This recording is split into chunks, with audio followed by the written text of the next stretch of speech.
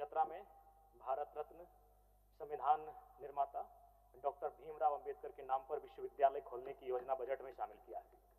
निसंदेह एक बहुत बड़ा कारगर और मील का पत्थर साबित होगा, लेकिन मेरे कुछ सवाल हैं कि वह कब तक पूरी होगी। सबसे बड़ा दिलचस्प देखना होगा मंत्री महोदय कि वो पूरी कब तक होगी। मैं ये बात इसलिए कह रहा हूँ कि पिछले बजट भाषण में, जिसको मैंने, चूंकि आपके भाषण को बड़ी गंभीरतापूर्वक सुनता हूँ, आपको सुनने के बाद लगता है कि सही में कोई एक लाइब्रेरी में बैठा हूँ, तो मैंने सुना था उसमें आपने पृष्ठ 24 में कुल 10 विश्वविद्यालय खोलने का वर्णन किया था।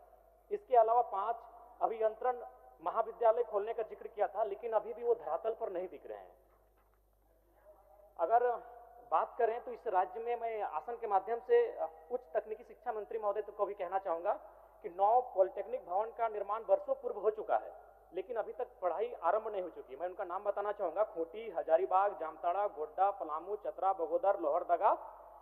इसमें क्या है कि अनुमानित 800 से 900 करोड़ की लागत से ये पॉलिटेक्निक कॉलेज बनकर तैयार हुए होंगे, लेकिन अभी वहां पढ़ाई शुरू नहीं होने के कारण मंत्री महोदय हमें लगता है कि उनका दीवार, खिड़कियां, दरवाजे और पंखे तक चोरी होने लगे हैं।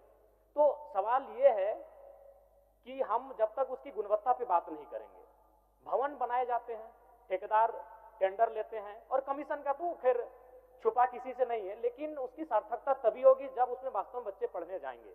तो आज मैं उन 9 जिन पॉलिटेक्निक संस्थानों का मैंने जिक्र किया है, मंत्री महोदय स्वयं एक बार उसका विजिट कर लेंगे। दूसरी बात, अगर खेलकूद, मैं सबसे पहले भारतीय क्रिकेट टीम को T20 वर्ल्ड कप जीतने के लिए बधाई देता हूं, और साथ ही साथ इस टीम में झारखंड से सैयद मुश्ताक अली ट्रॉफी को चैंपियन बनाने वाले ईशान किशन भी शामिल थे। और खेलकूद मैं इसलिए बात करना चाहता हूं क्योंकि मैं एक युवा हूं, और मेरा मानना है कि खेल में अगर सरकार फोकस करे तो शायद हम युवाओं को एक अच्छा स्कोप दे सकते हैं।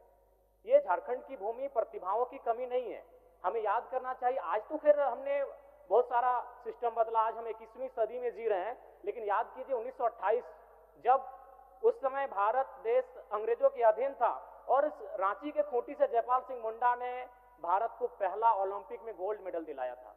यानी प्रतिभाओं की कोई कमी नहीं है, सवाल है उन्हें हम प्लेटफॉर्म कैसा देते हैं।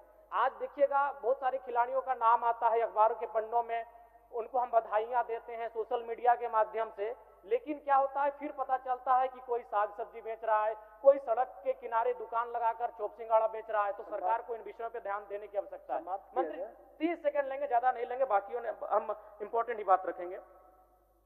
हमारे विधानसभा में एक सड़क है जो गलागी से तारानारी तेलो परसबनी होते हुए टीमोड़ को आएगी।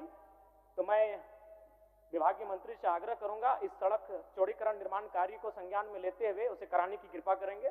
साथ ही मेरा विधानसभा चूंकि ग्रामीण क्षेत्र में आता है, मैं चाहता हूं कि मेरे विधानसभा के डुमरी और नावाडी ब्लॉक में 2 CM स्कूल ऑफ एक्सीलेंस विकसित किए जाएं।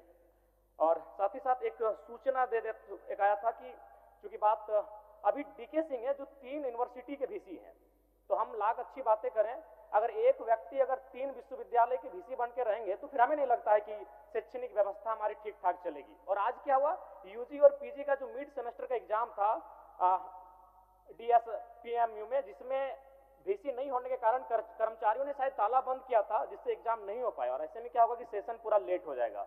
अतः हम बातें तो बहुत अच्छी करते हैं, बजट के माध्यम से हम बहुत अच्छी चीजों कर लेकर आते हैं, लेकिन ग्राउंड पर उसका रिपोर्ट क्या है उसको निरीक्षण करने की आवश्यकता है। तो मैं सबसे पहले चाहूंगा कि ये जो एक व्यक्ति हैं जो 3 यूनिवर्सिटी के VC हैं, कम से कम इस पर अभी पुनः संज्ञान लेने की आवश्यकता है। धन्यवाद।